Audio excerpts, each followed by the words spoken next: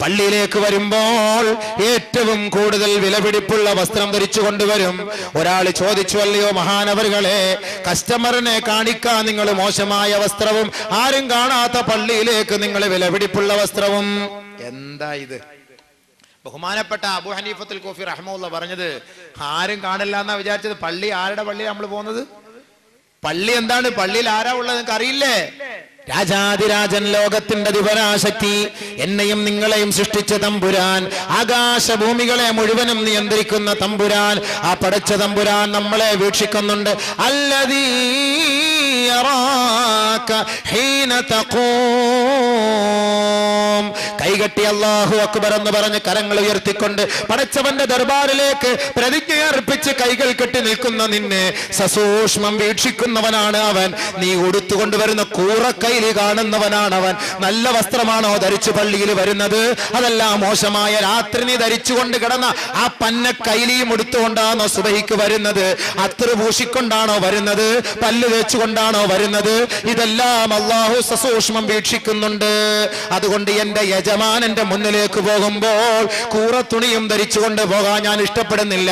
ഏറ്റവും വിലപിടിപ്പുള്ള വസ്ത്രം കൊണ്ടുപോകാനാണ് ഞാൻ ആഗ്രഹിക്കുന്നത്. അതാണ് സഹോദരങ്ങളെ, വിലപിടിച്ച വസ്ത്രവുമായി ഞാൻ പള്ളിയിലേക്ക് വരുന്നത്. മഹാനായ അബൂ ഹനീഫത്തുൽ കോഫി റഹ്മത്തുള്ളാഹി. അതുകൊണ്ട് എന്റെ സഹോദരങ്ങളെ, ദയവ് ചെയ്ത് ഇനിയെങ്കിലും നിങ്ങൾ പള്ളിയിൽ വരുമ്പോൾ കൈലി ഒന്നും ഉടുക്കാതെ ഒരു വെള്ള വസ്ത്രം ധരിച്ചുകൊണ്ട് വരണേ. ഒരു ഹദീസോടെ പറഞ്ഞെടുത്ത വിഷയത്തിലേക്ക് കടക്കാം. ഖാലൻ നബി സല്ലല്ലാഹു അലൈഹി വസല്ലം, അല്ലാഹുവിന്റെ റസൂൽ പറഞ്ഞു, ഈ കളവന്മാർക്ക് കൊടുത്തോണ്ടിരുമ്പോൾ ചിലപ്പോൾ ശരിയാ കഴുകി കൊടുക്കാൻ ആരുമില്ല, എന്ത് ചെയ്യും? അതുകൊണ്ട് ഒരെണ്ണം കഴുകി വെള്ളിയാഴ്ചത്തേക്ക് വേണ്ടി മാത്രം മടക്കി വെച്ചേക്കും. മരുമോള് കഴുകി കൊടുക്കുവോ? പെമ്മക്കൾ, ഇന്നത്തെ പെമ്മക്കൾ കഴുകി കൊടുക്കുവോ? അതുകൊണ്ട് അവത്തുങ്ങൾക്ക് കഴുകാൻ വല്ലതും പറ്റുമോ? ആകെ ഡിസ്ക് മൊത്തം പോയി കിടക്കുകയാണ്. ഒന്ന് കുത്തിപ്പിഴിയാൻ വേണ്ടി കുനിഞ്ഞാൽ അതോടുകൂടി അവിടെ വളഞ്ഞു വീണാ പിന്നെ തീർന്ന്. അതുകൊണ്ടാണെന്ന് എനിക്ക് തോന്നുന്നത്. അതുകൊണ്ട് ഒരു കൈലി ഉടുത്തുകൊണ്ട് വരല് ഇനിയിപ്പോ അത് ഹറാമോ അതത്ര അങ്ങോട്ട് മോശക്കാരാണെന്നോ ആണോ അതിന്റെ അർത്ഥം? അല്ല. അള്ളാന്റെ കല്യാണ വീട്ടിൽ നിങ്ങൾ കയ്യിലെടുത്തോണ്ട് പോവോ? പോട്ടെ, കല്യാണ വീട്ടിൽ കയ്യിലെടുത്തോണ്ട് പോവോ? പോട്ടെ, മാർക്കറ്റ് കയ്യിലെടുത്തോണ്ട് പോവോ? സുഹൃത്തുക്കളെ, ജനങ്ങളുടെ മധ്യത്തിലേക്ക് ഇറങ്ങി പോകുമ്പോ നമ്മൾ കയ്യിലെടുത്തുകൊണ്ട് പോവോ? അപ്പൊ അത്രയും വില പോലും ഇല്ലേ അള്ളാഹ്ക്ക്?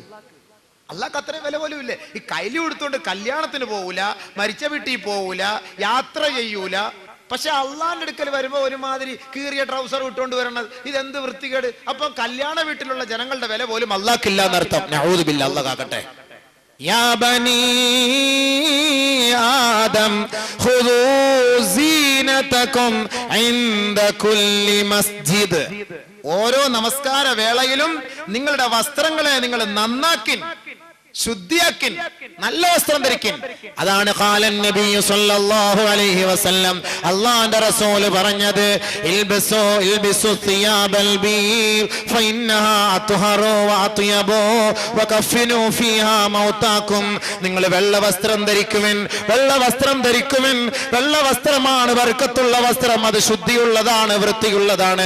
വകഫിനു ഫീഹാ മൗതാകും. നിങ്ങളുടെ ജനാസ, നിങ്ങളുടെ മയ്യത്ത് ആ വെള്ള തുണി നിങ്ങൾ പൊതിയണേ. അത് നമ്മൾ കേൾക്കും, അത് ഉറപ്പാ ആ കാര്യം. ഇനി വാപ്പിച്ച ഏത് ചൈന സിൽക്കിന്റെ വസ്ത്രം ഇട്ടുകൊണ്ട് നടന്നാലും വാപ്പ മരിച്ചു കഴിഞ്ഞാല് കേവലം 21 രൂപ 50 പൈസ വിലയുള്ള കീറിയാൽ പൊടി പറക്കുന്ന ആ വെള്ള തുണിയിലായിരിക്കും വാപ്പാടെ മയ്യത്ത് പൊതിയുക. അവിടെ റസൂലുള്ളാന്റെ വാക്ക് കേൾക്കും. മരിക്കുമ്പോ, ജീവിച്ചിരിക്കുമ്പോ എന്താ കേൾക്കാത്തത്? ജീവിച്ചിരിക്കുമ്പോ റസൂലുള്ളാന്റെ വാക്ക് കേൾക്കണമെന്ന് നമ്മൾ പറയുന്നതാണ് ഇപ്പൊ ഈ കുഴപ്പം. ജീവിച്ചിരിക്കും റസൂലുള്ളാഹിയുടെ വാക്ക് നിങ്ങൾ കേൾക്കണം. എന്നാ മരിച്ചു കഴിഞ്ഞാൽ അവിടെ വേറെ സഹായം നിങ്ങൾക്കുണ്ടാകും എന്ന് പറഞ്ഞാൽ പ്രശ്നമായി. മരിച്ചു കഴിഞ്ഞാൽ പ്രശ്നമില്ല പിന്നെ ഒന്നും. അതുകൊണ്ട് വെള്ള വസ്ത്രം ധരിക്കിൻ, ജീവിച്ചിരിക്കുമ്പോഴും ധരിക്കിൻ, മരിക്കുമ്പോഴും ധരിക്കിൻ. അല്ലാഹു അമൽ ചെയ്യാൻ തൗഫീഖ് നൽകുമാറാകട്ടെ.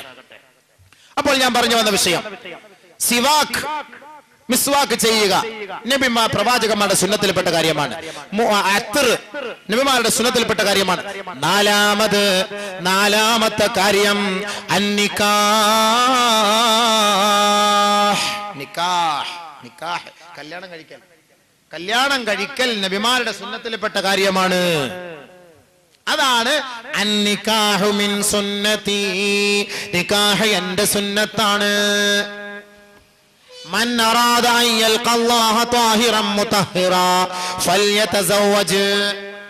പരിശുദ്ധ മനസ്സോടുകൂടി അള്ളാന്റെ ദർബാറിലേക്ക് പോകണമെന്ന് ആർക്കെങ്കിലും ആഗ്രഹമുണ്ടോ? ഫല്യതസവ്വജ്, അവൻ വിവാഹം കഴിച്ചു കൊള്ളട്ടെ. നല്ല മനസ്സോടെ അള്ളാഹുവിന്റെ അടുക്കലേക്ക് പോകണമെങ്കിൽ ശുദ്ധ മനസ്സോട് കൂടി അള്ളാഹുവിന്റെ അടുക്കലേക്ക് പോകണമെന്ന് ആഗ്രഹമുണ്ടോ? വിവാഹം കഴിച്ചോ. നബി സല്ലല്ലാഹു അലൈഹി വസല്ലം തങ്ങൾ അല്ലാഹു തആല ദുനിയാവിലും ആഖിറത്തിലും നബിതങ്ങൾക്ക് പുറത്തു കൊടുത്തിരിക്കുകയാണ്. നബിതങ്ങൾ എത്രയോ ഉന്നതനായ വ്യക്തിത്വത്തിന്റെ ഉടമയാണ്. നമുക്കും ആ ഒരു പദവിയിലേക്ക് എത്തിപ്പെടണമല്ലോ. അതുകൊണ്ട് 3 കൂട്ടർ തീരുമാനിക്കുകയാണ്. ഇലാ ബുയൂതി അസ്വാജിൻ നബി സല്ലല്ലാഹു അലൈഹി വസല്ലം.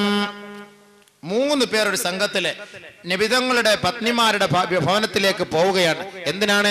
യസ്അലൂന ഇബാദത്തുൻ നബി സല്ലല്ലാഹു അലൈഹി വസല്ലം. നബിതങ്ങളുടെ ഇബാദത്തിനെ കുറിച്ച് ചോദിക്കാൻ വേണ്ടി, നബിതങ്ങളുടെ ആരാധനാ ക്രമങ്ങൾ എങ്ങനെയൊക്കെയായിരുന്നു എന്ന് ചോദിച്ചിട്ട് നമുക്കും കൂടി അമൽ ചെയ്യാമല്ലോ എന്ന ഉദ്ദേശ ലക്ഷ്യത്തോടു കൂടി ഈ 3 പേർ ആയിഷ ബീവി റളിയല്ലാഹു അൻഹ അടക്കമുള്ള സഹാബത്തുകളുടെ ഉമ്മഹാത്തുൽ മുഅ്മിനീങ്ങളുടെ വീടിനെ ലക്ഷ്യമിട്ട് പോയി. നബിതങ്ങളുടെ ഇബാദത്തിനെ കുറിച്ച് അവർ ചോദിച്ചു.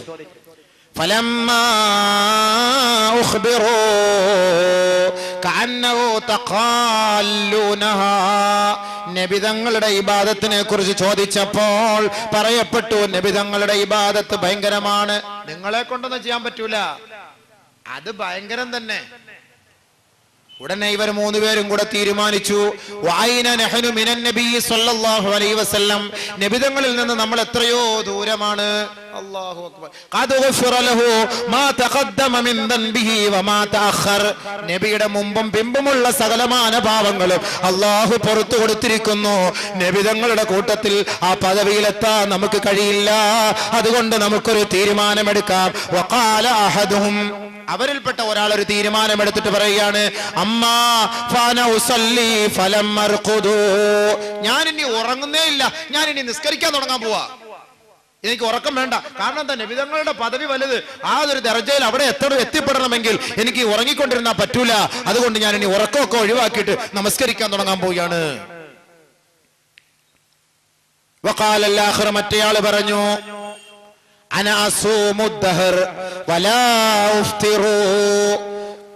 ഞാൻ ഇനി കാലം മൊത്തം നോമ്പ് വയ്ക്കാൻ പോവാ. ഞാൻ ഇനി നോമ്പും വിടുന്ന പ്രശ്നമേ ഇല്ല. സ്വർഗത്തിൽ പോണം. ഞാനിനി നോമ്പ് വിടുന്ന പ്രശ്നമേ ഇല്ല. എപ്പോഴും ഞാനിനി നോമ്പ് പൂർണ്ണമായിട്ട് നോമ്പ് പിടിക്കാൻ തീരുമാനിച്ചിരിക്കുന്നു.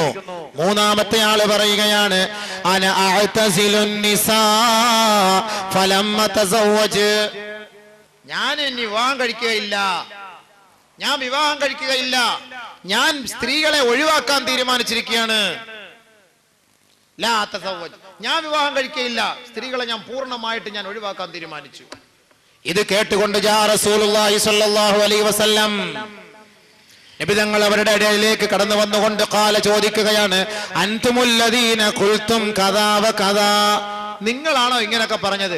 ഞാൻ ഇനി കല്യാണം കഴിക്കൂല, ഞാൻ ഇനി ഉറങ്ങൂല, ഞാൻ ഇനി നോമ്പ് വിടൂല എന്നൊക്കെ നിങ്ങളാണോ പറഞ്ഞത്? ഖാലൂ നഅം, അതേ നബിയേ, ഞങ്ങളാണ് പറഞ്ഞത്. എങ്കിൽ അല്ലാഹുവിന്റെ റസൂൽ പറയുകയാണ്, എങ്കിൽ കേട്ടോ, അമാ വല്ലാഹി, അറിഞ്ഞോ, അല്ലാഹു ആണ് സത്യം. ഇന്നി ലഅഖ്ശാകും ലില്ലാഹ് വഅത്ഖാകും ലഹു. ഏറ്റവും കൂടുതൽ അല്ലാഹുവിനെ ഭയപ്പെടുന്നത് ഞാനാണ്. നിങ്ങളൊന്നുമല്ല. നിങ്ങളെക്കാൾ ഏറ്റവും കൂടുതൽ 10 മടങ്ങ് ഞാനാണ് അല്ലാഹുവിനെ ഭയപ്പെടുന്നത്. വലാകിന്നി, പക്ഷേ ഞാൻ അസൂമു, നോമ്പ് പിടിക്കുന്നു. വഅഫ്തിറു, ഞാൻ നോമ്പ് വിടുന്നു. വഉസല്ലി, ഞാൻ നമസ്കരിക്കുന്നു. വഅർഖുദു, ഞാൻ ഉറങ്ങുന്നു. വതസവ്വജുൻ നിസാ, ഞാൻ വിവാഹം കഴിക്കുന്നു. ഫമൻ റഗിബ സുന്നതി, ആരൊരാൾ എന്റെ ഐച്ഛികത്തിൽ നിന്ന് പിന്മാറുന്നുവോ, വിവാഹം കഴിക്കാതെ ഒഴിവാകുന്നുവോ, ഫലൈസ മിന്നീ, എന്റെ മില്ലത്തിൽപ്പെട്ടവനല്ല, എന്റെ സമുദായത്തിൽപ്പെട്ടവനല്ല. തീർന്ന. ഇത്രയും നമസ്കാരവും ഇബാദത്തും നോമ്പും എല്ലാം അമലുകളും ചെയ്യുന്ന നബിതങ്ങൾ പറയുകയാണ്, ഞാൻ ഇതൊക്കെ ചെയ്യുന്ന വ്യക്തിയാണ്, പക്ഷെ ഞാൻ കല്യാണം കഴിക്കുന്നു. അതുകൊണ്ട് നിങ്ങൾ എന്നെ ഈ മാർഗത്തിൽ നിന്ന്, എന്റെ മാർഗത്തെ അംഗീകരിക്കാൻ തയ്യാറാണെങ്കിൽ നിങ്ങൾ വിവാഹം കഴിക്കണം. ഇല്ല എങ്കിൽ നിങ്ങൾ വിവാഹം കഴിക്കണ്ട. ഫമൻ റഗിബ അൻ സുന്നതി ഫലൈസ മിന്നി. എന്റെ നിക്കാഹ്, എന്റെ ഈ ഐച്ഛികത്തിൽ നിന്ന് നിങ്ങൾ ഒഴിവായാൽ അവൻ എന്റെ സുന്നത്തിനെ ഹയാത്താക്കാത്തവനാണ്. നഊദു ബില്ലാഹ്, അല്ലാഹ് കാക്കട്ടെ. അപ്പൊ അതുകൊണ്ട് കല്യാണം കഴിക്കൽ നിർബന്ധമായ ഒരു കടമയാണെന്ന് മനസ്സിലാക്കിക്കോ. ഇനി വെച്ച് നീട്ടണ്ട. ഇത്ര നാളും അറിയാതൊക്കെ സംഭവിച്ചു പോയി. എത്രയും പെട്ടെന്ന് നാളെ തന്നെ പോയി കാര്യങ്ങൾ നടത്താനുള്ള തീരുമാനത്തിലേക്ക് വേണ്ടി എല്ലാവരും ഒരു പ്രതിജ്ഞയോടെ വേണം പോകാൻ. എന്താ പ്രശ്നം? പുലൂസ് മാഫി. എന്നാ അള്ളാഹു പറയാണ്, നിനക്ക് ഞാൻ പുലൂസ് വരാം, നിങ്ങൾ നീ പെണ്ണ് കെട്ടിക്കോ. وانكحوا الأيام منكم والصالحين من عبادكم وإمائكم إن يكونوا فقراء يغنيهم الله من فضله والله واسع عليم.